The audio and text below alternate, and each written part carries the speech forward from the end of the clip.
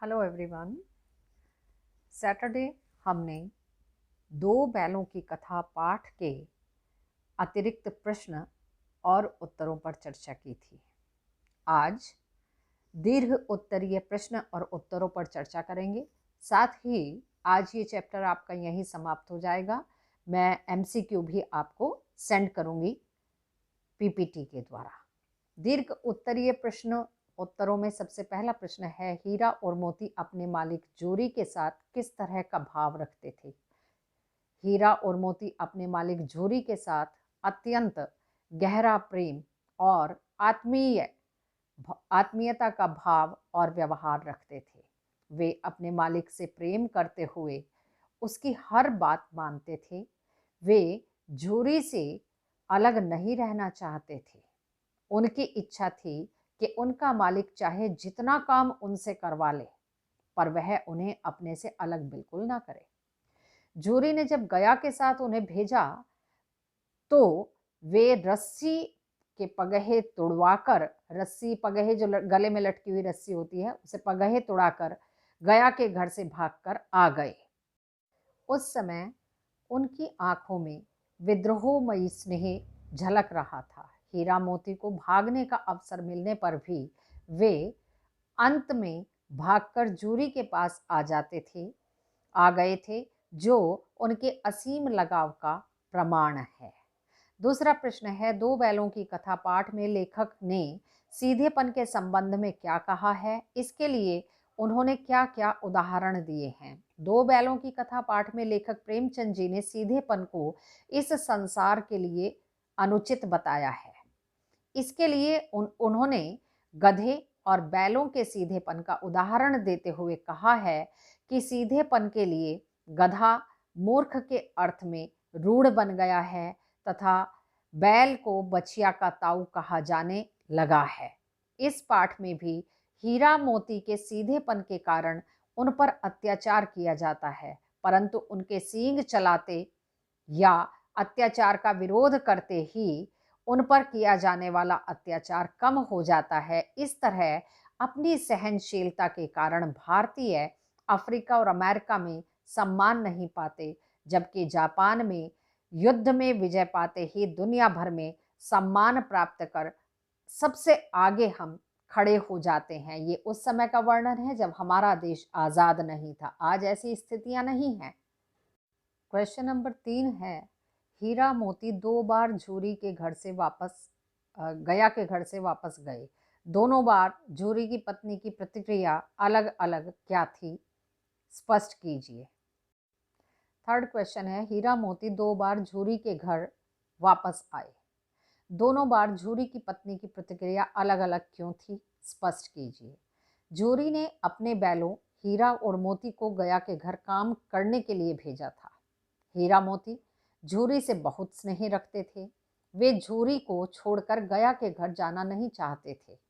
गया के साथ वे जैसे तैसे चले तो गए, पर बेगानापन उन्हें महसूस होने के कारण वे रात में ही रस्सी अर्थात पगहे तुड़ाकर वहां से भाग चले। यह देख झूरी की पत्नी ने उन्हें नमक हराम कहा, नाकारा कहा और उन्हें खली चूनी चोकर आदि देना बंद करके सूखा भूसा उनके सामने डाल दिया। दूसरी बार हीरा मोती कांजी होश से नीलाम होकर किसी तरह घर पहुंचते हैं तो उनकी दशा देखकर झूरी की पत्नी के मन में उनके प्रति बदलाव आ जाता है और वह बैलों द्वारा सहे कष्ट का अनुमान लगा लेती है और उनके माथे चूमने लगती है। ऐसी प्रतिक्रिया बैलों के द्वारा अपनी स्वतंत्रता के लिए संघर्ष के कारण थी, जो उन्होंने अपनी स्वतंत्रता के लिए संघर्ष किया था। नेक्स्ट क्वेश्चन है, मोती ने बैलगाड़ी को खाई में गिरा देना चाहा, पर हीरा ने संभाल लिया। इस कथन के आलोक में हीरा की स्वाभाविक विशेषताएं लिखिए। हीरा मोती गया के साथ जाना नहीं चाहते थे, इसलिए गया उन दोनों को बैलगाड़ी में जोतकर ले जा रहा था। अपना विरोध जताने के लिए मोती बैलगाड़ी को खाई में गिरा देना चाहता था, परंतु हीरा ने रोक लिया। इससे उसकी इन विशेषताओं का पता चलता है। धैर्यवान हीरा मोती की तुलना में अधिक था। वह किसी समस्या का धैर्यपूर्वक सामना करता था। दूसरा, सहनशीलता। गया ने जब हीरा की नाक पर डंडे बरसाए तो हीरा बर्दाश्त कर गया।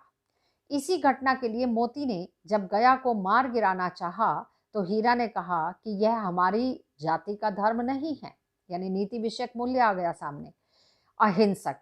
विद्रोही कांजी हाउस में मार खाकर भी हीरा शांत नहीं होता। यद्यपि उसे मोटी रस्सियों में बांध दिया जाता है, फिर भी वह कहता है, जोर तो मारता ही जाऊंगा, चाहे कितने ही बंधन पड़ते जाएं। और चौथा है सच्चा मित्र। हीरा मोती के साथ सच्ची मित्रता निभाता है। वह रखवालों के हाथ पड़े मोती को अकेला छोड़कर नहीं जाता है। पांचवा प्रश्न है, मोती के स्वभाव में उग्रता है, उदाहरण सहित स्पष्ट कीजिए। मोती का स्वभाव उग्र है। वह अत्याचार और शोषण का विरोध करता है। वह अपने ऊपर ही नहीं, हीरा पर भी अत्याचार देखकर क्रोधित हो उठता है और अत्याचार का सामना करने के लिए आक्रमण भी कर देता है। इसके एक नहीं अनेक उदाहरण हैं। गया जब हीरा की नाक पर डंडे बजाता है तो क्रोधित मोती हल, जोत, जुआ लेकर भागता है। गया और उसके साथी जब उसे पकड़ने आते हैं तो वह कहता है, मुझे मारेगा तो मैं भी एक दो को गिरा दूंगा। इसी तरह वह गया का अत्याचार देखकर एक आध को सींगों पर उठाकर फेंक देने की बात भी कहता है। वह गिरे हुए शत्रु पर दया दिखाने का पक्षधर नहीं है। वह बेदम सांड को मार डालना चाहता है और उसका विचार है कि बैरी को ऐसा मारना चाहिए कि फिर उठ ना सके। यह मोती के स्वभाव की उग्रता है कि दड़ियल को सींग दिखाकर गांव के बाहर इस तरह खदेड़ देता है कि वह लौटकर आने का दोबारा साहस ही नहीं जुटा पाता है। छठा प्रश्न है, संगठन में शक्ति है। हीरा मोती ने इस नमूना को किस तरह प्रस्तुत किया? उत्तर है, यह सर्वविदित है कि संगठन में शक्ति होती है। इसका एक नमूना हीरा मोती ने अपने से बलशाली सांड को पराजित करके प्रस्तुत किया। गया के घर से भागे हीरा मोती के सामने रास्ते में विशालकाय मदमस्त सांड आ गया। हीरा मोती ने सोच विचार के बाद अपने से बलशाली शत्रु का मुकाबला करने की योजना बनाई। मल्ल युद्ध में माहिर सांड को संगठित शत्रुओं से लड़ने का अनुभव नहीं था। हीरा मोती ने संगठित होकर सांड से युद्ध किया। एक ने आगे से वार किया तो दूसरे ने पीछे से।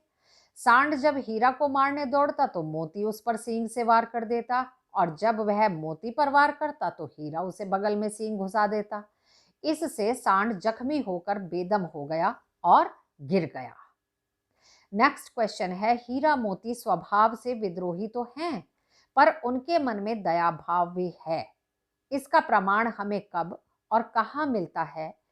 दो बैलों की कथा पाठ के आधार पर स्पष्ट कीजिए। और आंसर है, हीरा और मोती स्वभाव से विद्रोही हैं।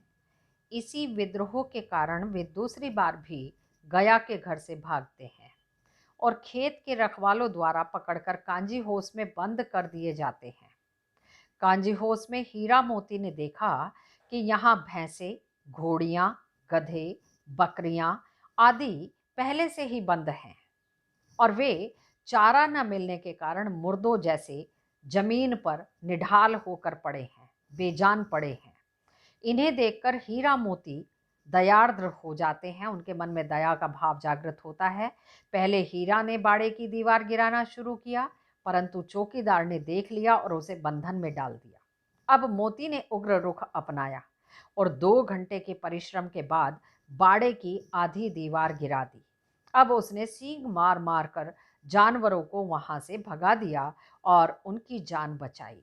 इस प्रकार हीरा और मोती एक ओर जहां विद्रोही हैं, वहीं दूसरी ओर उनके मन में दया भाव भी है।